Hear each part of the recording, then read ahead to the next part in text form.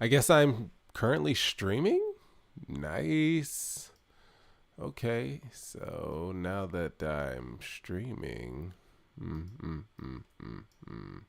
me pull up this. Where is that? I want my YouTube chat in here. It's gone. They don't want me to have that. They said, uh, they said I don't rate the YouTube chat. Maybe it's somewhere over here. Anyways, guys, thanks for tuning in to my live stream. Today is going to be the first live stream in my series of live streams as far as for Sunday Fun Day. As you can see, I am in Iron Twins Fortress, spending some monies, and really for this stream, I I don't really have any plans for it. I just want to get on and stream, and hopefully it goes well, and then you guys will like it and subscribe, and we can keep this going. And I'll stream my gameplay, and you guys will like and subscribe more, and bring your friends in, and we'll all talk Raid Shadow Legends, and we'll just live a happier, healthier lives. It'll just be great. It'll be really good. But yeah. So here I am beating up Iron Twins. I gotta say, I personally don't use the content yet. I'm not there. Is there a way to pause a live stream? No? Okay, well then I'm just gonna take a sip of my root beer here.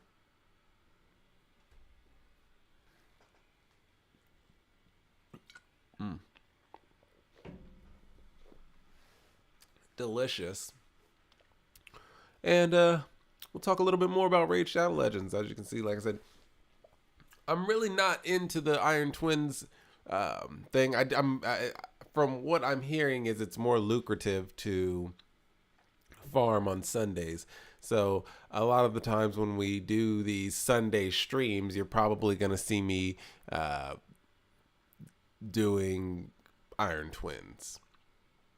But that isn't to say that we're not going to do other content as well. I got a lot of the areas in my personal account that I'm trying to work on. I recently reached a new threshold, being able to get a little bit deeper into the Spirit Keep, being able to get deeper in on my faction wars. I think I have, up until I'd say maybe a couple months ago, maybe like I'd say 5 or 6 months ago, I was neglecting faction wars severely. Severely. So now I'm giving a little bit more time to my faction wars, and some of the champions that where I probably would not have kept them or put much effort into them. I'm starting to look at them differently because they are maybe my only Banner Lord champion, or maybe they're my only barbarian. Which no, I can show you guys that going on here too. I use Alika and her sister Satara, I believe it is. I'm not sure. And they've been doing the job for me. I got some pretty good barbarians. As you can see, I'm rocking Sky Touch Shaman right now, which, by the way, man, Sky Touched, I slept on her for so long. She's one of the first characters I actually got on this account, and I had no idea that she was so good. But the way her kit reads, you wouldn't think it's that good. It's only after you actually utilize her when you realize, okay, there's something going on here. There's a reason every time it's her turn, my characters are at full health. But I don't know why. And I believe it was YST who just recently came out with a video that explained exactly why that was. And it made so much sense. The way that her kit reads is that they're going to give you a portion of the damage. Well, here, we can go look at it now, seeing as how I'm not on there anymore. So, yeah, we can. I thought we could go over there. I guess not. I'm new to using the computer for this, so bear with me, guys. Bear with me. Oh, my gosh. I forgot I took off her speed boots. I got to put something on her. Anyways. A1 Talon Knives attacks all enemies, heals by 15% of the damage inflicted if this champion has less than 50% HP, and then boosts this champion's turn meter by 20% instead if this champion has a 50% HP or higher. So as long as she's got 50% HP or higher, she's actually just going to be boosting her turn meter with her A1, which is great because we want to get her having turns as often as possible. It's also going to allow us to pop off her A2 more frequently, along with the reflex set that I have her in. Immortal Skies removes all debuffs from all allies, then places a block debuffs buff and a revive on death buff on all allies for 2 turns on a 4-turn cooldown, which sometimes we can get it to a 3 for the reflex. With the reflex, I should say. Her A3 is really, not A3. I'm sorry, guys. I'm just trying to talk fast. I'm just trying to entertain you guys. Her A3 is a passive. Bloodstain Ritual damages this champion by 10% of their max HP at the start of each turn. Heals all allies except this champion equal to half of the lost HP. What that should say is damages this champion by 10% of their max HP at the start of each turn. Heals all allies except this champion equal to half of what this champion's lost HP is. Or something along those lines. Because the way they say it is heals all allies except this champion equal to half of the lost HP. Well, half of the lost 10% that you just took? No. Half of her lost HP. Period. Which is what they put, but that's not how you read it, but it is heals all allies except this champion equal to half of her lost HP completely. Basically, if the more HP that she loses, the higher her heals are going to go. And she's healing on her turn every time. I got her booked up a little bit. I really want some of the extra heals going there, but for real, Immortal Skies was, getting that on a 4-turn cooldown was really nice with Sky Touch Shaman. And other than that, it's just speed and reflex from there. Just speed and reflex. Let me see if I got anything that I can throw her in. I'm trying to switch all my characters over to gear that's a little bit more higher, should I say, so I don't really have any speed gear that I can put on her. I actually recently just gave it to Ragi the Frog.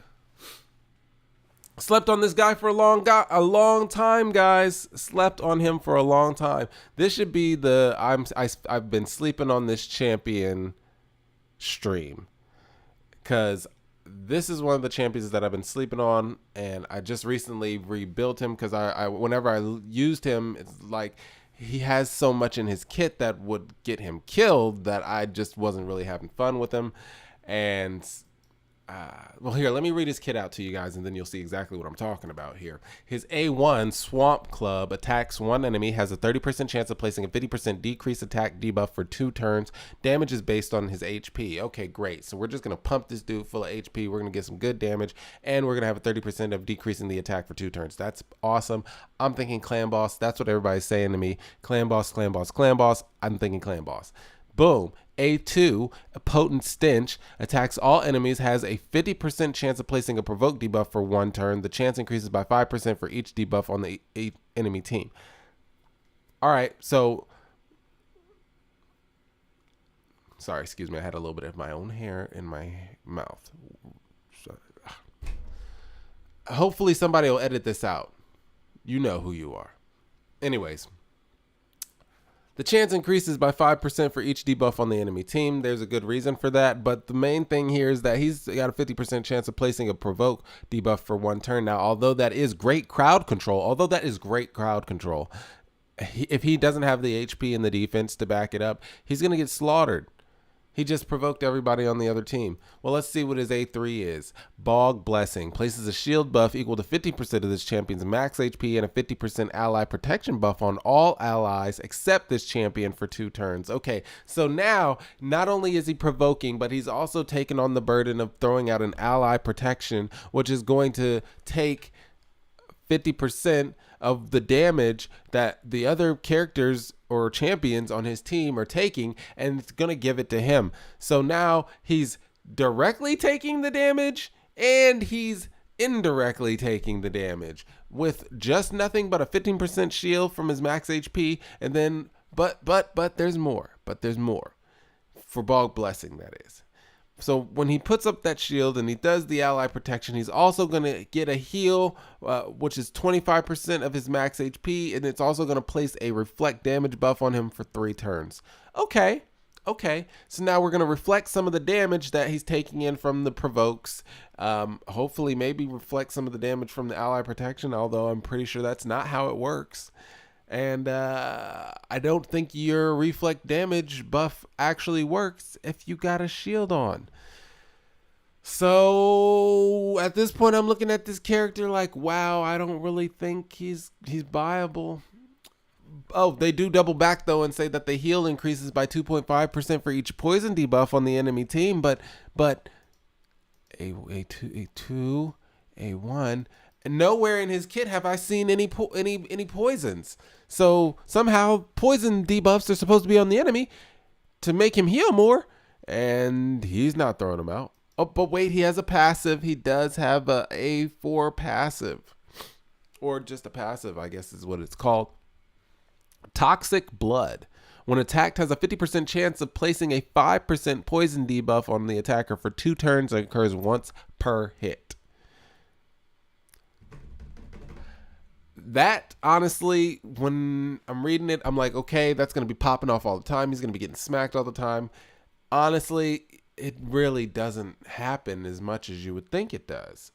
But nonetheless, if you pair him with a champion like Venom Mage, get a couple extra poisons in there, you can pop off that heal, gives him a little juicier heal there. So then what I was thinking was, okay, if I made him fast and I made him with a lot of HP, and then I made him heal himself more often than just his A3, I might be able to keep this guy alive. So I went ahead and I put him in a regen set. And then I kind of went overboard and I put him in an immortal set, which is where I got the speed boots from Sky Touch Shaman. Took him from her, put him on him, gave him a little bit of speed. We got speed up to 40 there. We got some accuracy, a little bit of defense, crit rate. This is not my ideal boots that I would want for him. Like it's not all the ideal stats that I would like to have. But it's a start. So I threw those on him. Of course, I found a HP chest and some HP gloves. Give him as much HP as possible so that he's doing as much damage as he can. He's surviving as much as he can. But really the main bread and butter of this whole setup that I got him on here is the regeneration set, which is healing him by 15% every turn, and his immortal set, which is giving him a 15% boost to his HP, and it's also healing him by a further 3% every turn, giving him so you got 3% plus the 15% from what I'm looking at with my Taragi's stats here, 40k on the HP, and we got a buck on the defense. Speed at 152, not the best. I know everybody wants 200, but hey, what can you do? It's the gear you got. What you got? You got to do what you got with what you got. So, and then we got 71 on the accuracy. So as you can see, I've leaned heavily into the HP here to keep him alive. But I gotta say, once I did that, I became very happy with Taragi. Became very happy with him. Let's see here. Another character that I was sleeping on that I've recently started using. I'm starting to see the utility in Coldheart. I didn't use her for the longest time because I'm like, everybody's got one. She's a rare. It's just, it's so cliche to use her. And then I started using her. And I gotta tell you guys, I gotta say, she's not bad. She hits really hard. She's throwing out poisons.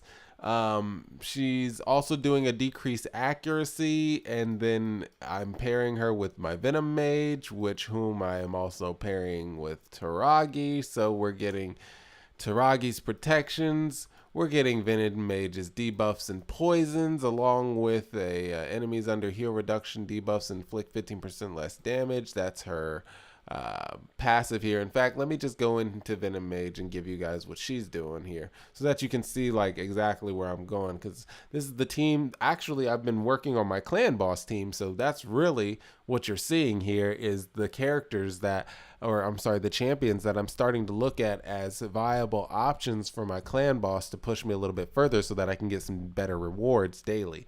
I want more shards. I want more immortal gear. So yeah.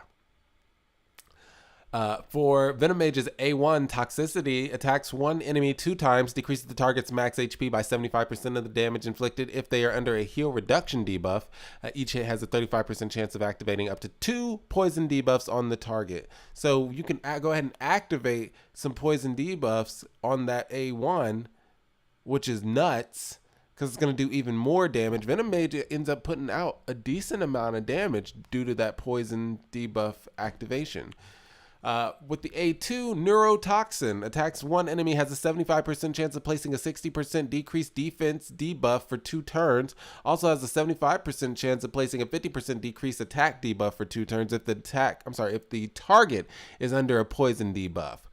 Well, she's probably going to be throwing out some poisons here at some point in time. A3, Flesh Melter Venom attacks all enemies and has a 75% chance of placing a 100% heal reduction debuff for 3 turns. Also has a 75% chance of placing 5% poison debuffs for 2 turns.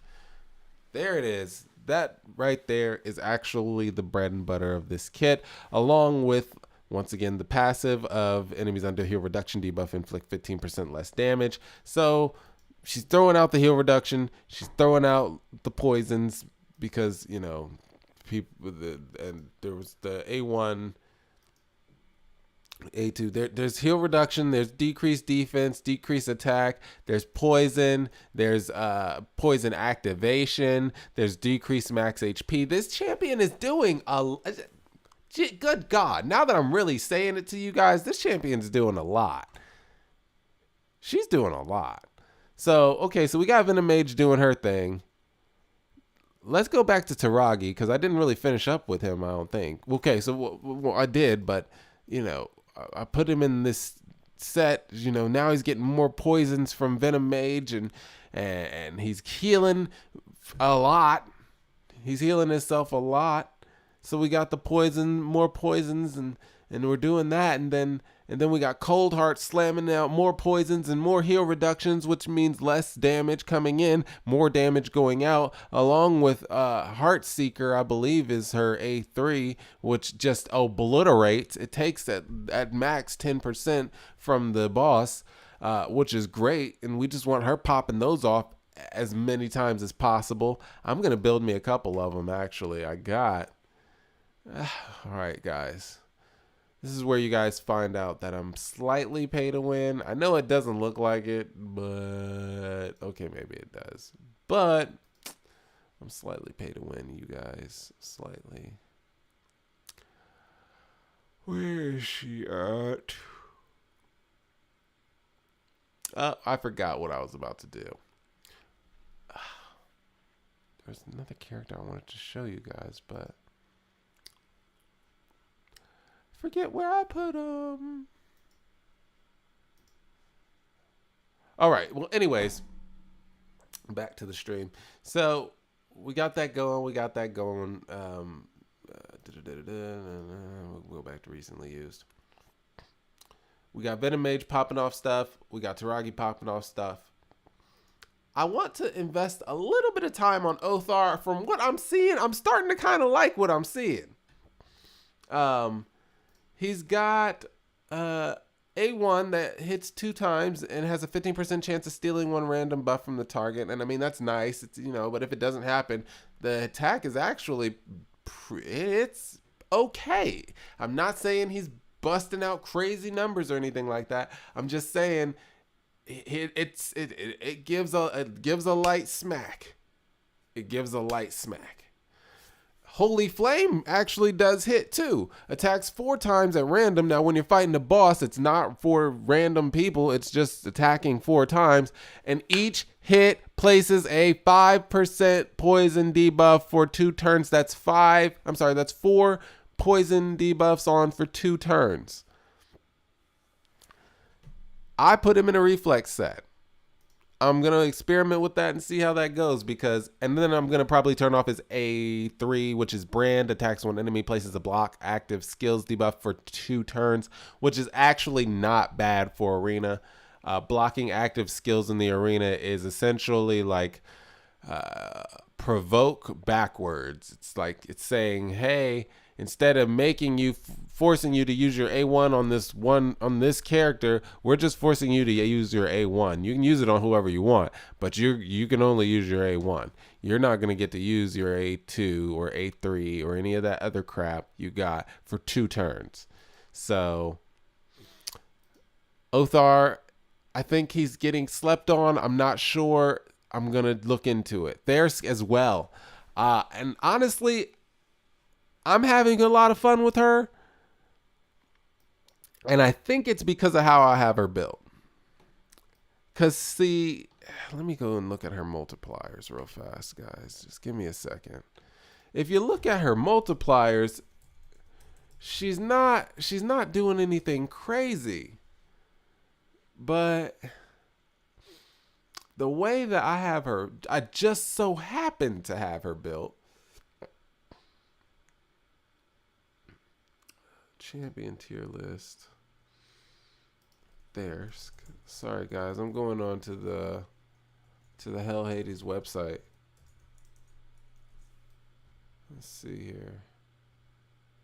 There's. Sorry about that. There's is an Epic champion. Okay, multipliers here. So we got a 1.6 attack on the A1, which is rated as strong. For the triple hitter on her A3, we got a 1.8, and then for her AoE attack, we got a 3.9, which is strong. So all of her attacks are rated as strong, not godlike or anything, just strong. A1, dual debility, attacks one enemy 2 times, and each hit has a 25% chance of increasing the duration of a random debuff by 1 turn.